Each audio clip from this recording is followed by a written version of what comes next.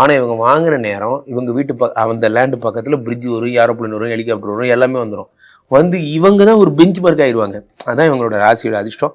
பெரும்பாலும் அத கட் பண்ணி லேஅவுட்டா விக்கிறது. இது போன்ற தொழில்ல ரொம்ப ஆசை. சேல்ஸ்ல ரொம்ப ஆசை. அதே மாதிரி ஷேர் மார்க்கெட்ல உலகமாக ஆசை ஷேர் மார்க்கெட்ல. அதே மாதிரி இவர்கள் கன்னி தேவதை வழிபடுவாங்க, உக்கிர தேவதைகளை வழிபடுவாங்க. அதர்வன வேதத்தில் இருக்கு சார். காளி காளி மகா காளி பிரத்யங்கரா அப்படின்னா ஓகே, நான் கும்பிட்றேன். எனக்கு தேவை சக்தி. அந்த சக்தி எடுத்து என் கையில் அப்படி போட்டுக்கிட்டு நான் போகிற காரியம்லாம் இந்த மாதிரிலாம் ஆசைப்படுவாங்க. இவங்களுக்கு வந்து ஒரு ப்ரொடெக்ஷன் இருந்துக்கிட்டே இருக்கணும். தெய்வத்தை தெய்வமாக பார்க்காம தெய்வத்தை ஒரு எஸ்கார்ட் மாதிரி இவங்க பார்ப்பாங்க. ஸோ அது மாதிரி வேளாண்மையில் வந்து வேளாண்மை வாழைலாம் ரொம்ப பிடிக்கும். வாழை பயிரிடுறது இதெல்லாம் கன்னிராசிக்காரங்க டேஸ்ட்டு.